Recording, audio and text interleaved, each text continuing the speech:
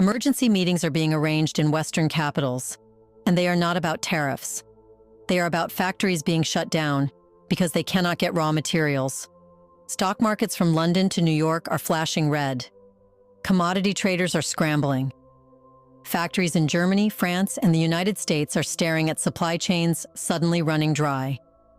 Well, for decades, the West assumed Africa's resources would always flow like an endless river, that they will be cheap, raw, and compliant. But that illusion just shattered. 10 African nations, in rapid succession, have slammed the brakes on raw material exports. Uranium, gold, lithium, coffee, cocoa, timber, and chrome, which are essential for global industry, are no longer guaranteed shipments to Western ports. It is not Africa trembling this time. It is the West. Energy grids in Europe, tech giants in Silicon Valley, and automakers in Detroit now face a nightmare. Their invisible dependence on Africa is suddenly, brutally visible. The question that rattles through every boardroom and government hall is simple, chilling, and impossible to ignore. What really happened, and what should we do? In this video, let's find out. Number 10. Namibia. Lithium is to the 21st century what oil was to the 20th.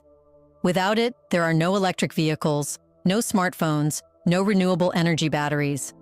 It's the heartbeat of the so-called green economy, and Namibia just put its foot down. In 2023, the government announced restrictions on the export of unprocessed critical minerals, with lithium at the center. The rule was simple but revolutionary. If foreign companies wanted Namibia's lithium, they could no longer ship it raw. They had to refine, process, or partner inside Namibia. This move cut straight into the global supply chain. Automakers like Tesla and Volkswagen, along with battery giants in Europe and Asia, suddenly had a choice: either invest directly in Namibian facilities or scramble for alternative supplies that are increasingly scarce. What Namibia did was turn the tables.